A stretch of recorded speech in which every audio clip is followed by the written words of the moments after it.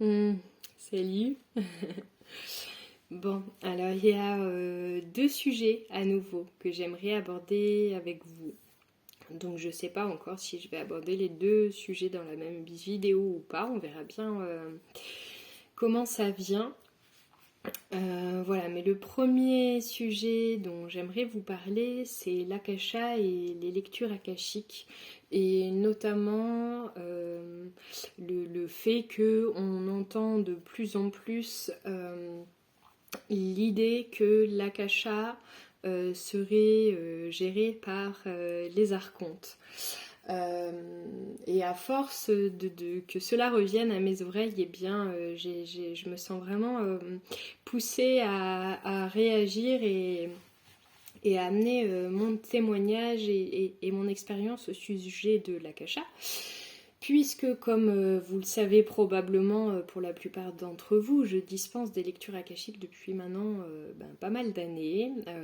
Voilà, j'ai fait, je pense, des milliers peut-être maintenant de lectures. Je pense humblement pouvoir dire que si l'akasha était géré par des archontes, alors je le saurais. Et mes guides ne m'auraient jamais laissé tout ce temps. Auprès d'autant de gens aussi à dispenser des lectures akashiques s'il n'y avait pas la lumière avec moi dans ces moments-là en fait. Donc pour resituer rapidement les choses, l'akasha c'est une sorte de banque de données où sont emmagasinées toutes les mémoires de l'univers et toutes les mémoires de toutes les âmes qui vivent sur Terre. Donc c'est quelque chose de très très vaste et c'est quelque chose qui est aussi très bien gardé selon moi, puisque au contraire l'akasha est gardé par des êtres de lumière, en l'occurrence des maîtres ascensionnés, comme certains très connus, par exemple Mère Marie, Jésus, mais bien d'autres encore. Et de toute façon, toujours depuis mon expérience, parce qu'en général je ne parle que comme ça, hein, mais je vois bien dans quel état énergétique et quelle vibration je suis lorsque je canalise depuis l'akasha. Et je ressens très profondément en moi à quel point la lumière me guide totalement dans ces moments-là, à quel point ce sont aussi des espaces, ces lectures que je peux dispenser totalement protégées.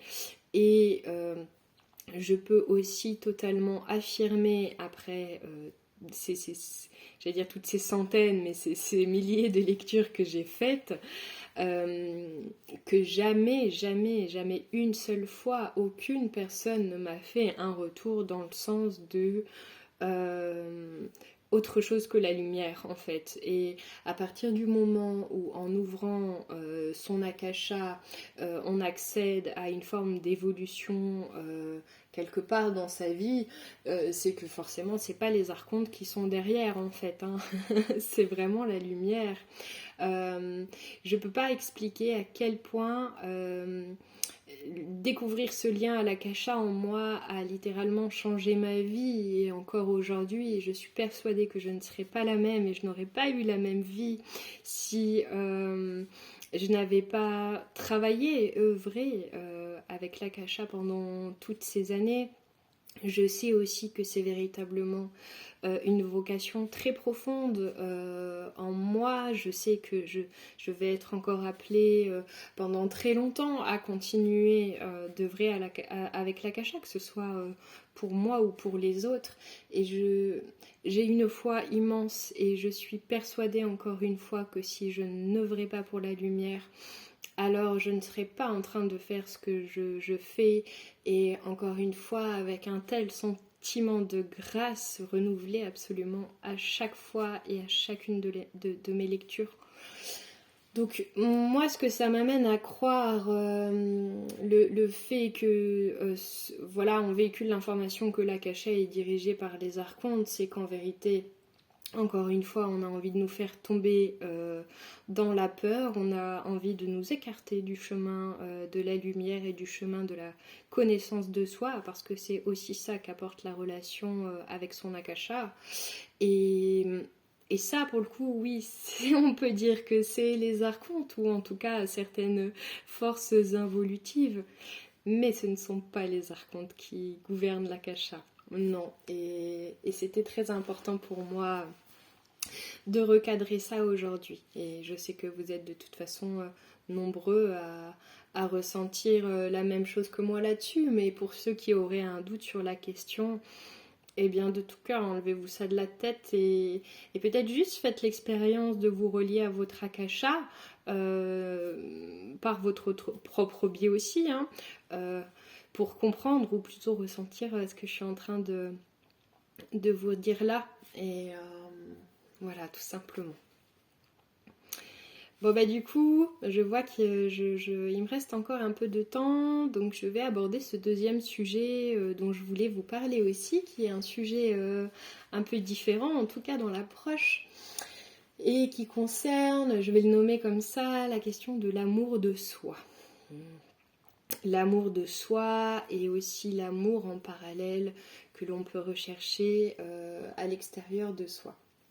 Donc je vais vous raconter une petite histoire, expérience personnelle sur le sujet. Pardon, je ne sais pas comment l'aborder. En fait, j'ai fait un voyage il n'y a pas très longtemps, il y a, je ne sais pas, 1 ou 2 semaines. J'ai été amenée à faire un voyage, une reconnexion sur Vénus. Et pour certains qui me suivaient, là aussi vous savez que je suis très reliée à cette planète et que j'ai parfois dans le passé fait des voyages astro à cet endroit où j'ai déjà eu bon nombre de reconnexions sur Vénus. Et donc là, je me retrouve à nouveau là-bas. Et puis ça faisait longtemps que je n'avais pas effectué de visite sur Vénus. Et là, à nouveau, je rencontre toute ma famille de là-bas et aussi Christy, celle que j'appelle ou que j'appelais jusqu'à ce moment-là ma flamme jumelle. Et en fait, quand je les retrouve, je ne ressens plus à ce moment-là l'effusion en moi que je ressentais il y a quelques années quand je les contactais. Je ne ressens plus cette extase du cœur à ce moment-là. Je suis heureuse de les voir, mais il n'y a plus cette même euphorie et en même temps cette même nostalgie qu'il pouvait y avoir à l'époque.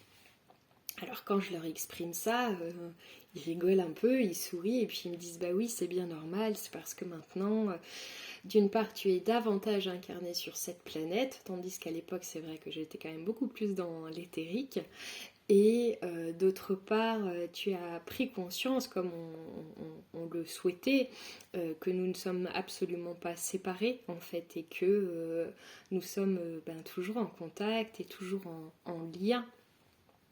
Donc ça c'était chouette et puis après je me retrouve dans un moment privilégié avec Christy et là par contre je ressens toujours une très grande émotion à son contact et une espèce de tristesse aussi qui m'envahit et puis je crois que je pleure dans cet instant, en tout cas dans ce voyage. Je crois pas que Marie, mon corps, pleurait, mais en tout cas voilà, je me souviens que je lui disais mais pourquoi je n'arrive pas à retrouver le même amour sur terre, pourquoi je n'arrive pas, voilà ce que tu éveilles en moi Christy, pourquoi j'arrive pas à le ressentir avec quelqu'un d'autre ou autrement.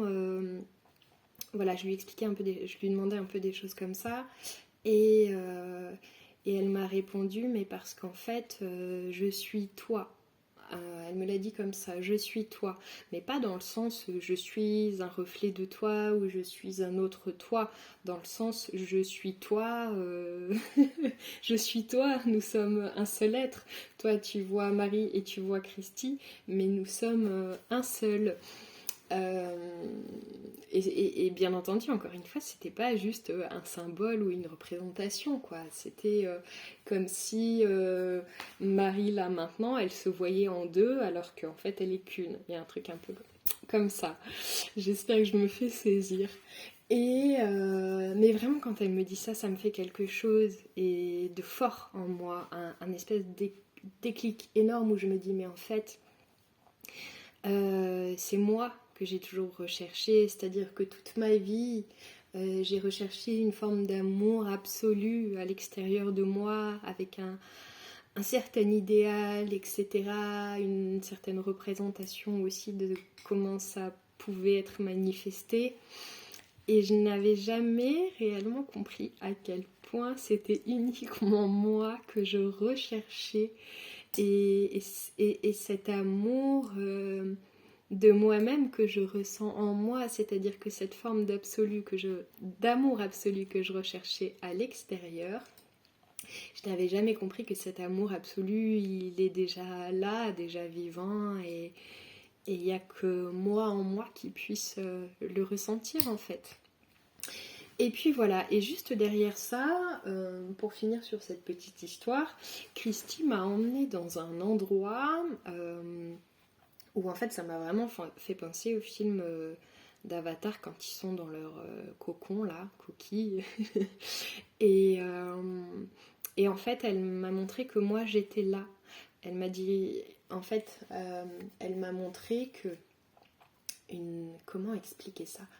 J'ai toujours du mal à expliquer avec des mots, mais qu'une part de moi restait sur Vénus, que je prenais pour quelqu'un d'extérieur à moi, et qu'en fait c'était moi, Christy c'est moi, et bien en fait elle est dans une forme de cocon, de coque, et son avatar, celle qui vous parle présentement, est sur Terre.